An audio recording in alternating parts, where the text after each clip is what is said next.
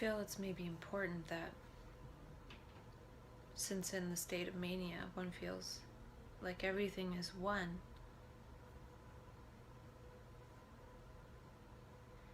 that it would be important to design a society that keeps that in mind, or in heart. Because I think it fizzles out, because eventually that energy where everyone and everything is one wears off, because it's not actually reflected that way in reality, in the material world.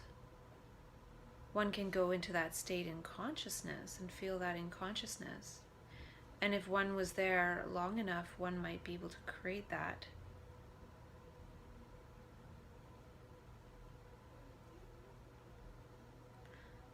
And I think it can be created to some extent in daily life. Because again, all this talk about manic consciousness and embodied mania and harvesting mania isn't about being in that state of consciousness. It's about embodying those types of behaviors and joyousness.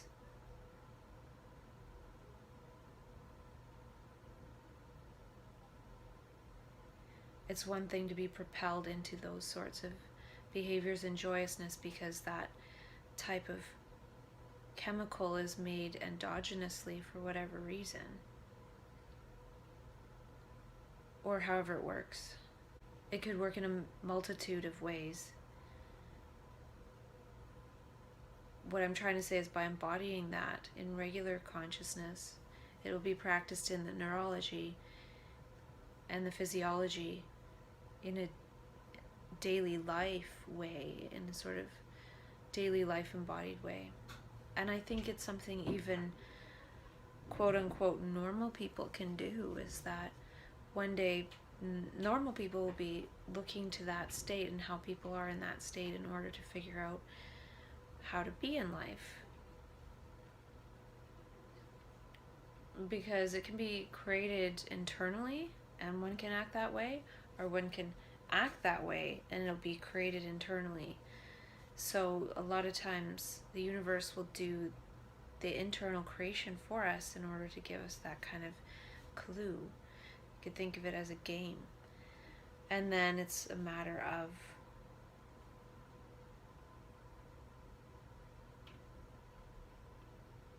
having that state of oneness inform one's life instead of going back to the state of thinking in order to inform one's life. And I'm going to try and put this somewhat to the test myself. And in that TED Talk with that woman, she said, her father said, if there's a problem and no solution, then you got to create the solution. And you also have to figure out exactly what the problem is. And the trouble partly is that I guess I don't really know what the problem is. Part of the problem could be that reality is just too dull. And so the universe comes in and tries to make it more interesting. Even if one is in the exact same place they always are, all of a sudden it's so interesting. Well, that's a cool game. A lot of us feel like life is meaningless, and then the universe comes in and shows us, wow, there's meaning everywhere. And perhaps that's part of the thing, is that it's a matter of adopting the attitude that the universe would have us have, no matter what. Be joyous and loving and spontaneous and curious and playful.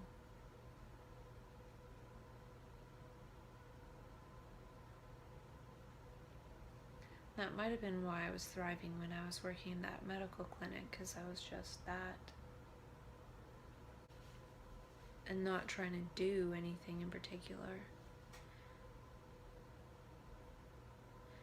Sort of being as the universe would want me to be. And that does everything.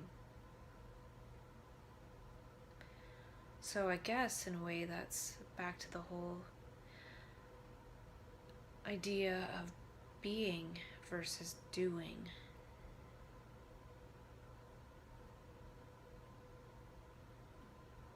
And I think that's part of it, is that mania is a state of being.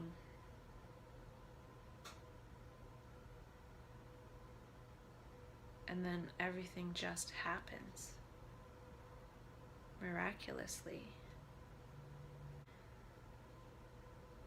Part of the self-dialogue too must be creating neuroplastic changes in my brain over self-dialogue, sort of creating those channels where I can talk to myself really easily, and maybe one day I'll be able to talk with other people. And I think that if there is information coming out of my body and out of my nervous system due to changes in entropy or changes in consciousness or however it works, by talking to myself in this way, I'm actually maybe creating more neural networks for that energy to go, creating more channels for the energy to go.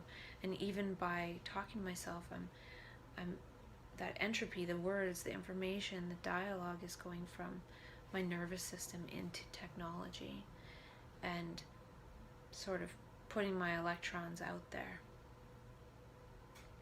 I actually feel like manic consciousness damages areas of the brain that are overemphasized. We don't need them as much anymore.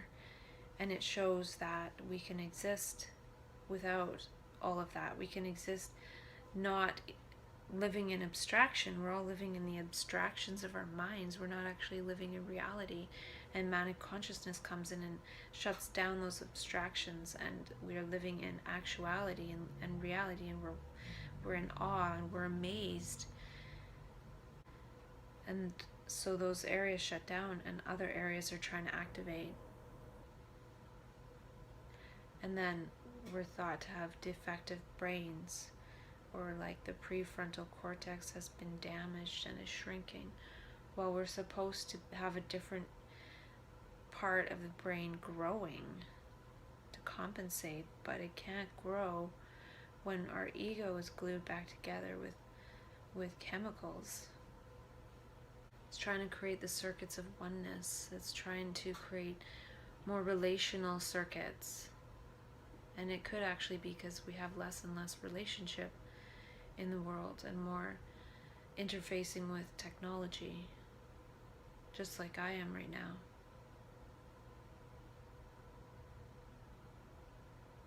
And somebody else in a TED Talk said the brain changes depending on what happened to it, and that's what neuroplasticity is. Well, imagine manic consciousness happening to a brain. Well, it's going to change for sure. I think the brain turns into an altruistic brain. And again, then it's just turned into a personal medical problem, and the person doesn't actually have a chance to engage those aspects of the brain that were coming online. And I think bipolar is neuroplasticity turned back on. When it turns on, everything seems interesting. And I think part of that is always seeing in a new way, taking so many different perspectives. And I think that's part of it, is we can see possibilities, and we can see potential, and we can see things that are implicit, and we can extrapolate. We can see in so many different ways. We're not just seeing from our limited ego perspective. And part of that power of now level of consciousness that Sean Blackwell talked about is taking other people's perspectives, or taking other perspectives. So I feel like instead of being an ego, we become a perspective taker, and we empathize, and we can see exactly the scenario and situation we're in. And that's one of the reasons why the consciousness goes like this, is because if we see something sad, we feel sad. If we see something happy, we feel happy, and we're going up and down and up and down. And I think that's part of it, is Krishnamurti talks about the brain being infinitely pliable. And I think that's what happens with bipolar, is that we really become one with whatever is arising in the moment. And it could maybe get more difficult with time, because we're not used to operating in that mode. We're not used to operating as I am what arises in the moment. If there's something painful going on, I'm going to feel that pain. And if there's something joyous going on, I'm going to feel that joy. I'm not going to be blocking whatever it is that I'm in with my mind by thinking and abstracting and judging and labeling. When we label something, we don't actually feel the situation because we've already prejudged it. We're saying, I know what this is. But when we're completely vulnerable in bipolar, in map consciousness, we're always making new maps of things. And maybe we're just infinitely mapping and we can't actually make a map in which to reference something. And that could be part of the thing that eventually we get kind of tired and we're like, well, I want a reference point through which to view life in order to actually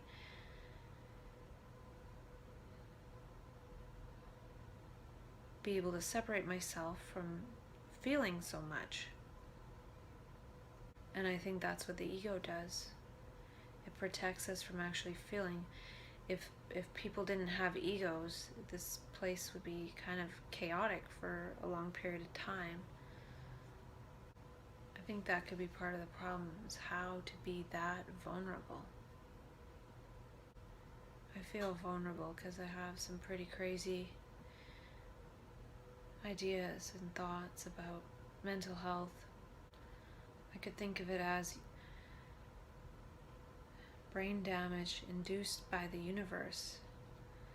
So then we'll figure out how to be and act totally differently to make different circuits come online. Something else wants to manifest through us. Otherwise, it would just be easy to just do a couple jumping jacks and then all of a sudden we're back to ourselves or something. Part of the question is how to create that oneness. And I think gestures are one of the easiest ways because they're pretty universal.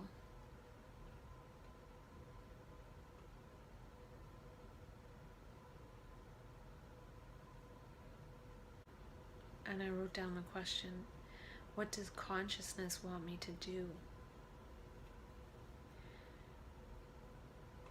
And then I wrote down, share this consciousness. I think manic consciousness is a gift. So the question might be how to embody that. And I think there's a clue in the word manic. Man, I see. I think of everything on earth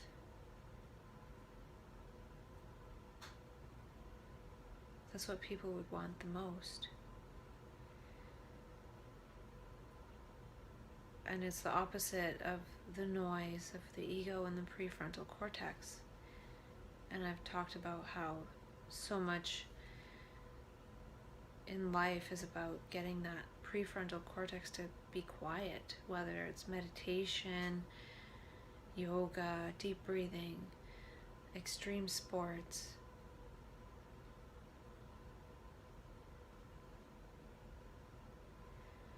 Everyone wants that flow. And what is that flow? Is it a flow of consciousness instead of a stream of thoughts?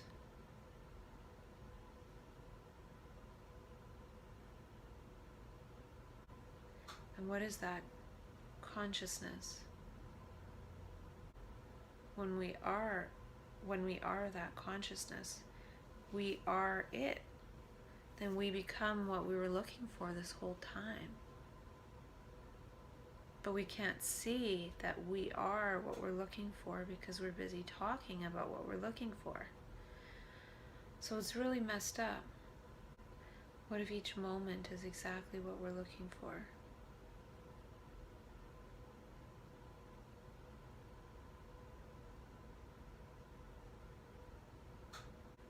And in manic consciousness, each moment is fulfilling in and of itself. So I feel like we can go from seeing ourselves as having a defect to having a gift. Maybe there's defects in things that are shutting down the prefrontal cortex in different areas that are not as needed for a new society. Maybe they're valuable in the way society's designed, but that society is leading people to be depressed and feel like life is meaningless and all these things. And then this change in consciousness happens to us to show us another way of seeing. It's just showing us another way of seeing. We either see through the ego or we see through this other consciousness, which shows us infinite learning and infinite perspective taking. What if we were always learning and never going back into memory? Would there be an ego?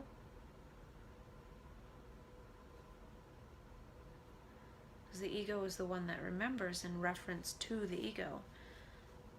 But if there's no remembering, maybe there's no ego. I guess another problem might be how to keep consciousness associated to this body.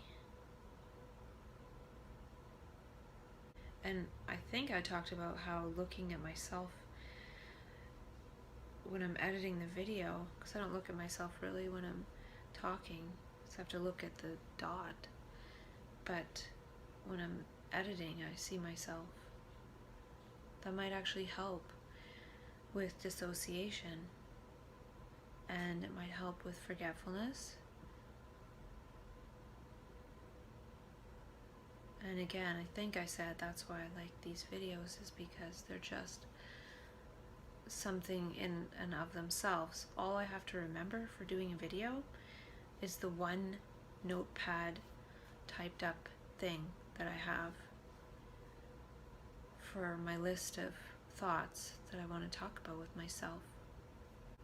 And then just setting up the phone, and then just remembering to edit it, and then put it on YouTube, and then it's all done. And that's the extent of my memory right now in terms of information processing.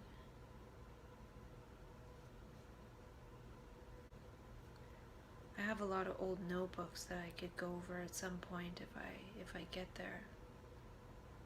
I think there's some weird ideas, but sometimes in the past I write a lot when I'm in a higher state and I'm writing things that are positive statements, like everything is one, and so I don't know. That might be better for like a journal book thing. I guess in terms of creating oneness, it would be great if other people might want to be one neuro tribe over having gifts rather than deficits. And I think some of the deficits, some of the supposed deficits, would be overcome by becoming a neuro tribe. Because I think the universe wants us to put our brains together in order to create something. And it can't really be created by one brain. And when we're in that state and we think we can do it ourselves, we can save the world, or we're here to whatever, we're missing the fact that we as one human being can't literally, physically do everything required in order for things to change. But what is required is that we see things the same way, that we think together about things. Because if we see the same thing, we're going to create something congruent. Right now, we're being told to see the same thing about having deficits, and most of us have bought into it. So yeah, altruism, joy. It's interesting how in the state of manic consciousness, I don't need these concepts. If I was in that consciousness like I was the very first time, I would just be out there doing whatever. I wouldn't need to really think about it. But I think that's part of the harvest, practice, embody. The world as it is right now isn't comfortable with manics, but if we can be in regular consciousness and act a bit manic and then pull ourselves back from that consciously, maybe eventually we'll create a world where it's safe to be that happy for no reason, but just to celebrate being alive. I also put my name down for a talk by David Stefan of EMP, True Hope Products, in late January. I'm hoping to ask him more about if I'm able to come off my meds with EMP and if I can get on board with promoting the product if I am able to come off of my meds. And I also booked an appointment to see this lady I know who does live blood cell analysis. She has a new method doing hair testing. So I thought I'd book an appointment just to see if she had any other information to tell me about my health.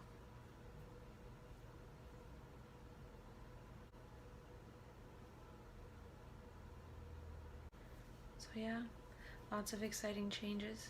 Continuing to do conscious self-sabotage, happiness first, manic lifestyle design.